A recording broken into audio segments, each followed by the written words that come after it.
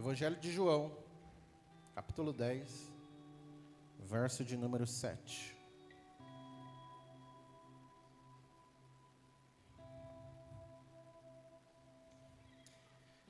Vou estar lendo aqui.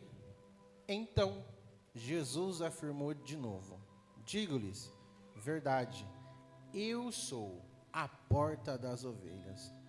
Todos os que vierem antes de mim eram ladrões e assaltantes, mas as ovelhas não os ouviram. Eu sou a porta. Quem entra por mim será salvo. Entrará e sairá e encontrará pastagem. O ladrão vem apenas para roubar, matar e destruir. Eu vim para que tenha vida e tenha plenamente. Glória a Deus. Joga na tela para mim o tema lá, por favor.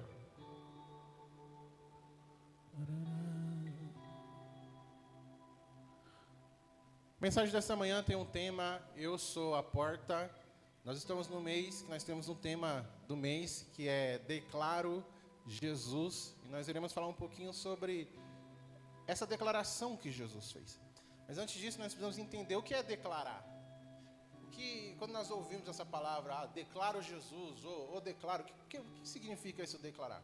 Um dos significados é declarar, é confessar, anunciar, fazer um anúncio, afirmar, tornar público e apresentar uma ideia de forma clara. Então, por exemplo, quando alguém está confessando algo, ele está anunciando uma mensagem sobre algo, sobre alguém. Por exemplo, Pastor Douglas, meu nome é Douglas e eu trabalho como motorista e eu sou pastor. Ele está anunciando, ele está confessando quem ele é para todo mundo. Só que quando nós trazemos isso para o nosso lado, para o lado espiritual, para o lado igreja, nós usamos um termo que não tem nada de errado com isso, mas às vezes nós falamos assim: eu aceitei Jesus. Talvez você lembre do dia que você aceitou Jesus. Mas a verdade, João 15 vai falar que não foi nós que escolhemos, mas foi Ele que nos escolheu primeiro. Então, tipo assim, na verdade, o dia que você aceitou Jesus, você estava declarando para todo mundo que Jesus é o seu único e suficiente Salvador. Então, declarar é confessar algo e falar: e isso faz parte de mim, isso faz parte da minha vida, isso pertence ao meu coração. Que nessa manhã o seu coração possa declarar Jesus, a sua casa possa declarar Jesus, a sua família possa declarar Jesus, que tenha Jesus na segunda, na terça, na quarta, na quinta, na sexta, no sábado e no domingo que tenha Jesus também na sua história, amém? O capítulo 10 de João começa com Jesus fazendo um discurso sobre uma situação que estava acontecendo. Para você entender o capítulo 10, você tem que ler um pouquinho, voltar um pouquinho ao capítulo 9. O capítulo 9, Jesus está curando um cego. Jesus está fazendo cura. E os fariseus da época, as pessoas estavam questionando Jesus, falando: não pode acontecer isso. Hoje não é dia para isso. São pessoas que estão mais preocupadas com a religião do que o Deus que move essa religião. São pessoas que estão mais preocupadas pela forma de fazer do que da maneira que Deus pode fazer. Deixa eu te falar uma coisa: ninguém pode limitar o poder de Deus. Ninguém pode pôr limite naquilo que Deus quer fazer na sua história. Ninguém pode limitar a bênção do céu que quer chegar sobre a sua vida. E aí, às vezes rola até umas confusões, né? Que muita gente fala: o diabo veio para matar, para roubar e destruir. Mas na verdade, esse texto aqui, Jesus não está falando do diabo. Pastor, mas o diabo faz isso? Faz, irmão. Mas na verdade, nesse texto aqui, Jesus está alertando, Jesus está falando de falsos mestres, falsos pastores, falsos ensinamentos que só quer tirar a lã da ovelha, só quer destruir, não está pensando no benefício da ovelha. Deixa eu te falar uma coisa: aqui você não é tratado como um número, aqui você não vai ser tratado como mais um. Deixa eu te falar, Jesus não te chama pelo número, pela uma senha. Jesus essa manhã te chama pelo seu nome, porque você é especial, você é amado, Deus tem um projeto na sua vida. Você não é só mais um, você é alguém que Jesus morreu na cruz para te salvar e mudar a história da sua vida. Então tem esperança para você, amém? Fala para o irmão que está do seu lado aí com voz de profeta: tem esperança para você. E aí eu sei que vocês não gostam disso, eu faço para irritar mesmo, não suporto. Então, nesse contexto, Jesus falando nós precisamos entender que ele está explicando isso para eles. E aí ele faz uma declaração, que é o nosso tema. No meio do discurso dele, ele fala: eu sou a porta. Eu sou a porta. Mas por que ele está falando isso? Ele começa a falar sobre ovelha, e ele vai falar sobre aprisco. Só para você entender como era um aprisco na época, era um lugar grande, quadrado, que era cercado, era murado por pedras, e na frente tinha uma porta. Então essa porta era o único lugar que as ovelhas poderiam entrar. Não tinha outro lugar. Então elas entravam por ali, pela única porta que tinha. Então quando o pastor das ovelhas estavam lá, ele ficava na porta e as ovelhas iam entrando. Quando o pastor não estava lá, ele colocava um ajudante, alguém para guardar aquela porta, para tomar conta do seu aprisco. Porque o que acontecia? Em alguns momentos, ladrões e salteadores, até mesmo lobos, animais ferozes, eles queriam invadir esse aprisco.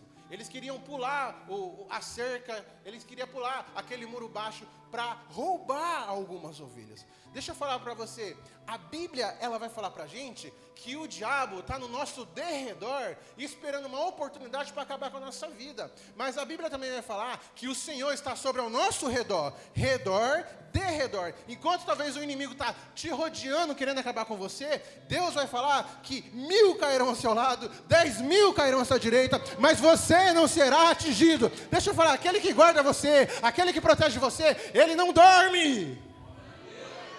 Só que dentro desse contexto, Jesus está falando, está vendo? Ali tem um aprisco, ali tem as ovelhas, e está vendo aquela porta ali? Então, eu sou a porta das minhas ovelhas. Jesus está falando que Ele é a porta das suas ovelhas. E como que funcionava a questão do aprisco?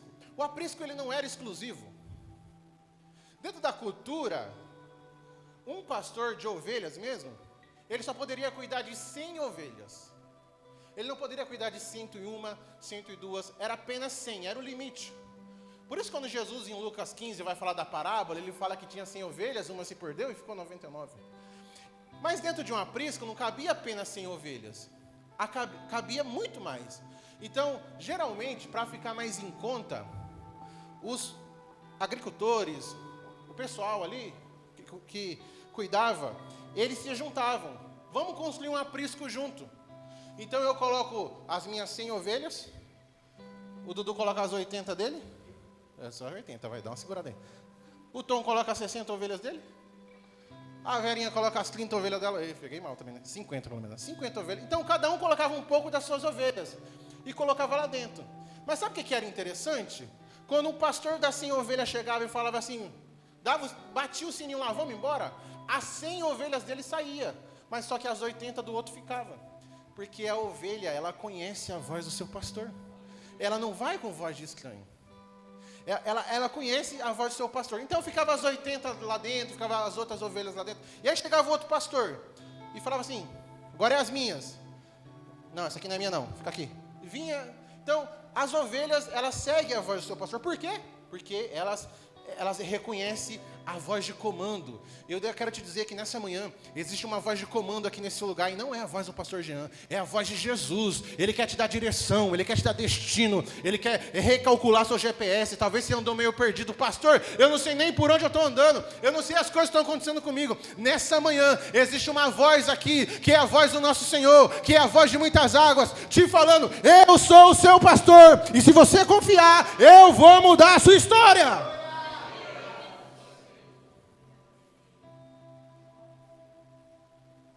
Então é nesse contexto que Jesus está falando.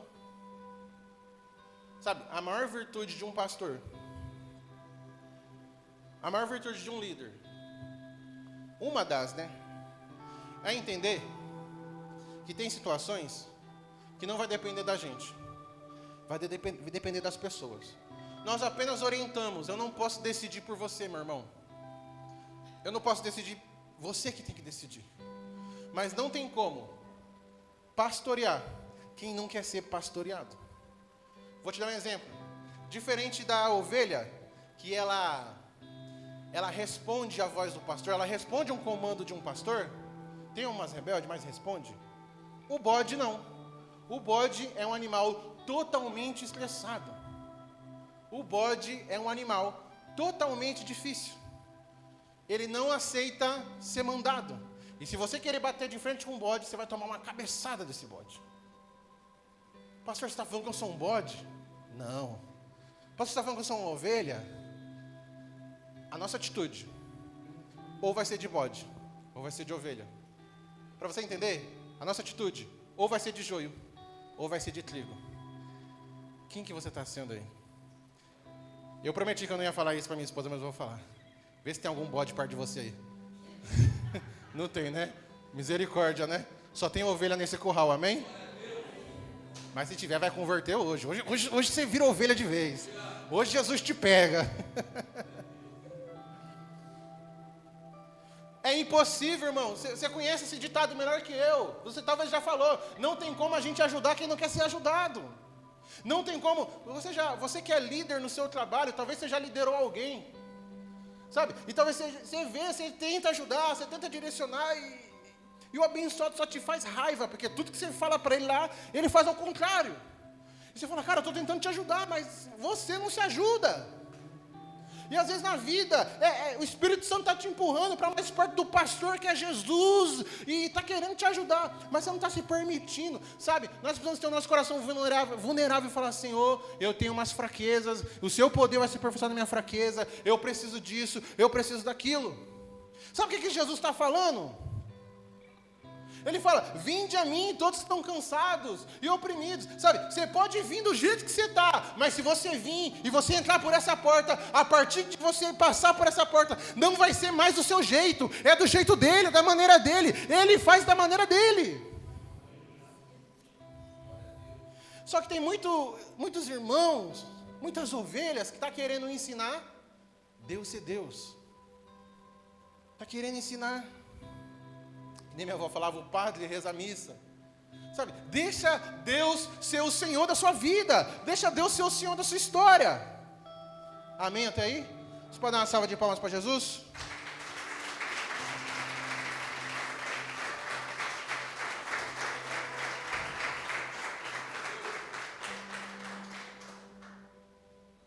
Vamos lá em Deuteronômio 17, capítulo 17, versículo 1. Alguns pontos sobre a questão da porta. Ela tem muitos significados na Bíblia. Daria para fazer uma série só falando de porta. Mas nós vamos observar algumas coisas aqui. Você pode ler para mim, pastora Kel?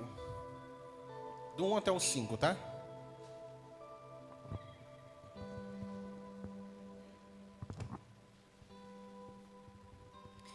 Não sacrifiquem ao Senhor, o seu Deus, um boi ou uma ovelha que tenha algum defeito ou imperfeição.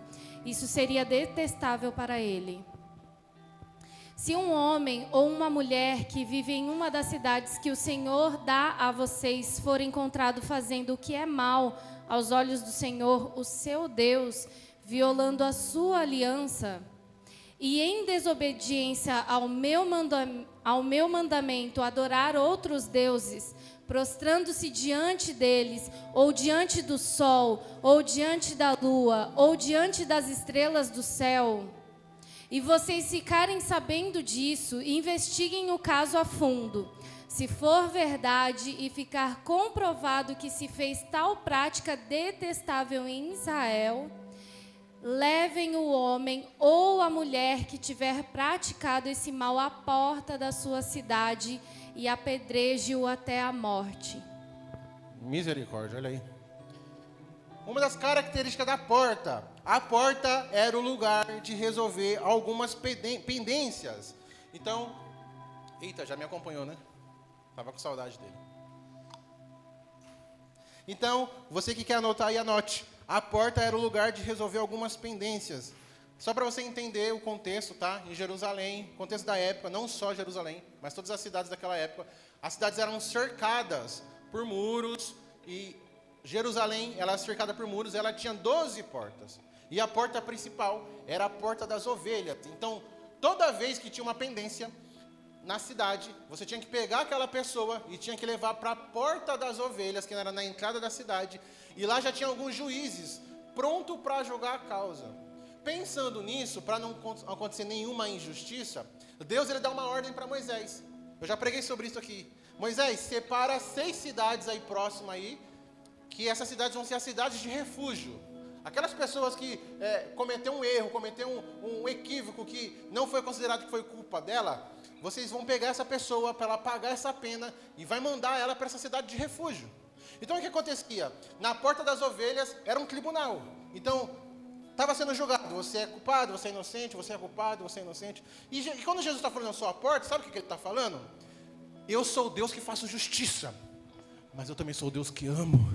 Eu sou o Deus que vou redimir, justificar você. Mas eu também sou o Deus que você não merece, mas eu vou ter misericórdia de você. Então na porta das ovelhas, nessa porta que é Jesus, existe justiça, existe justificação, mas também existe graça, existe amor, existe misericórdia. Você não merecia estar aqui nessa manhã, eu não merecia estar aqui nessa manhã, mas existe um Jesus, que ele é justo, que ele é honesto, que ele é fiel, mas também que existe uma graça, existe uma misericórdia, existe o amor de Deus sendo derramado através dessa porta que é Ele.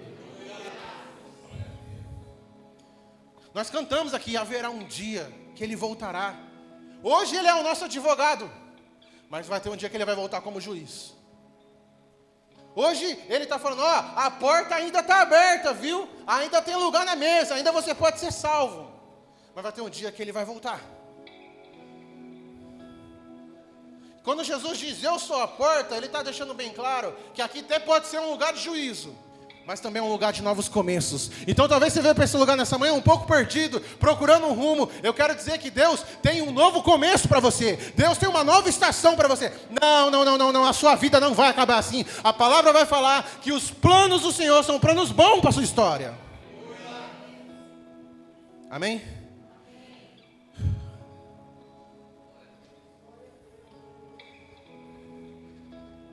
Vamos lá para Neemias, capítulo 3, verso 1.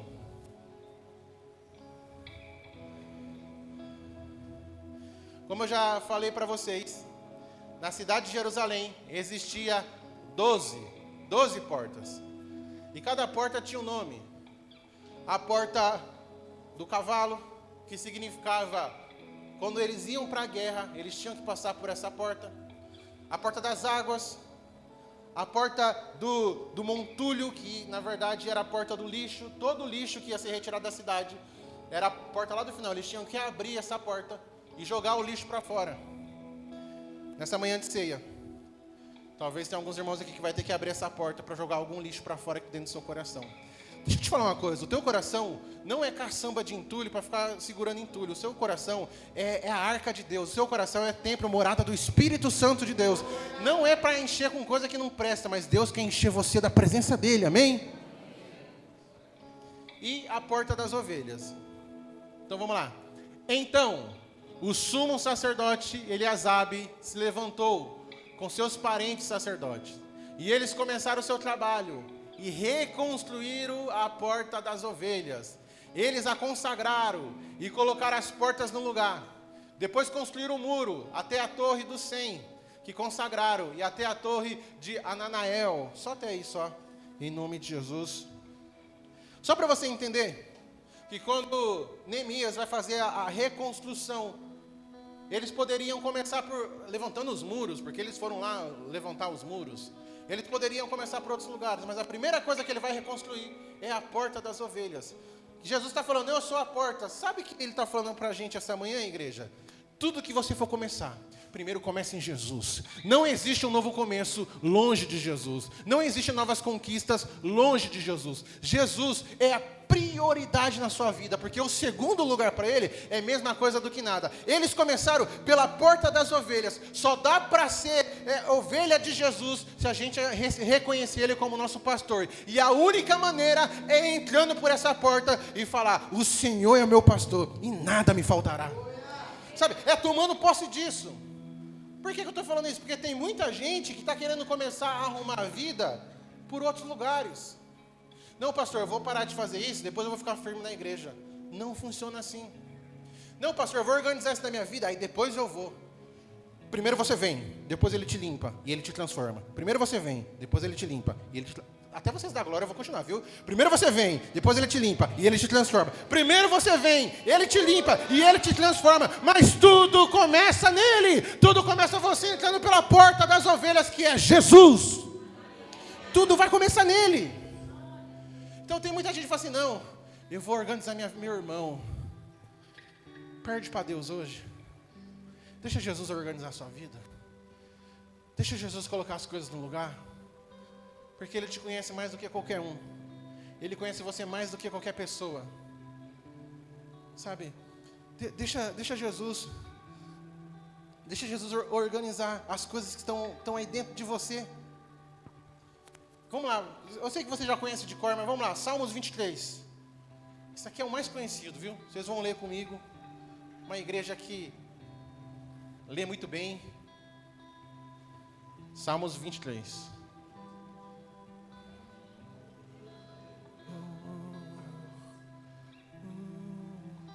No 3 a gente lê junto, tá? 1, 2, 3.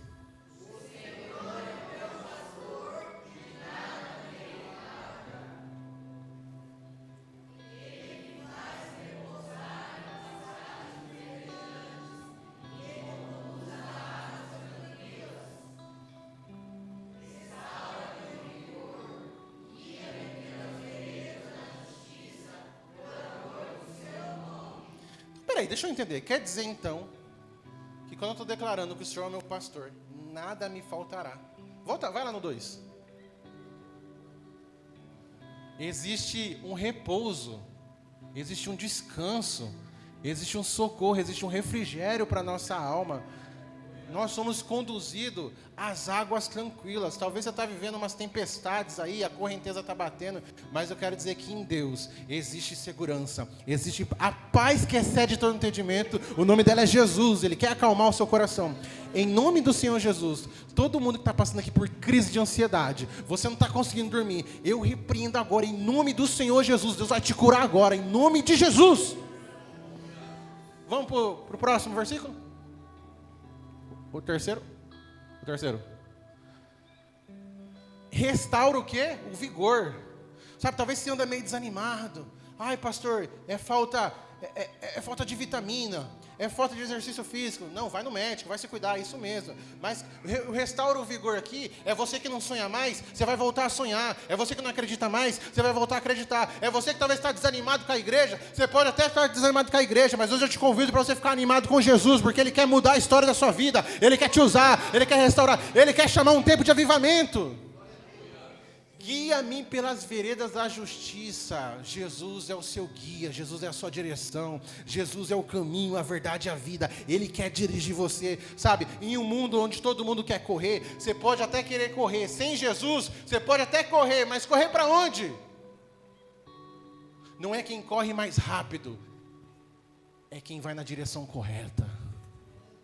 Então talvez você está correndo tanto, a frase que eu mais escuto: pastor, estou numa correria. Pastor, estou numa correria absurda. Jesus quer trocar essa manhã, essa correria sua absurda, para falar: descansa, eu já sei o final da história, a sua vida vai ser mudada, só confia. Vamos para o quarto? Ó aqui, ó. Mesmo que eu ande por um vale de densas trevas, não temerei perigo algum, pois tu estás comigo, a tua vara e o teu cajado me confortam.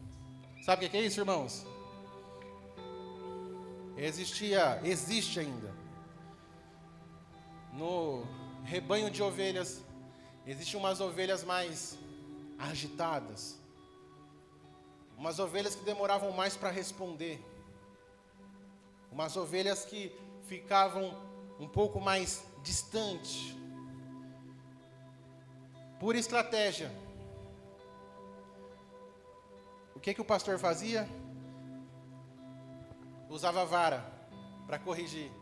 Se a vara não funcionasse, ele usava o cajado para puxar para perto. Então ele fazia a seguinte questão: ele quebrava a patinha daquela ovelha, porque agora essa ovelha ela não consegue mais andar, ela não consegue mais correr, e ela está longe de ser devorada por um lobo. Depois disso, ela ia iniciar um processo de cura. Então, sabe o que o pastor fazia? Ele pegava essa ovelha e ele jogava aqui, ó, no lombo. E ele, quando ele ia levar as ovelhas para pastar, ele levava essa ovelha lá.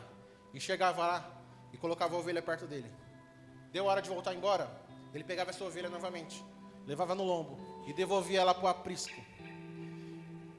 Depois de um processo que a ovelha estava curada, essa ovelha estava tão mansa que agora ela era a primeira a responder à voz do pastor. Tem muita gente que fala assim: pastor, o diabo está furioso comigo. O diabo está se levantando contra a minha vida. Para de dar ibope para Satanás. Tem coisa que não é o diabo, não. Tem coisa que Deus prefere te quebrar do que te perder. Porque quando Ele quebra nosso coração, só Ele tem o poder de fazer um coração novo. Deus está quebrantando os nossos corações. Vamos para o próximo?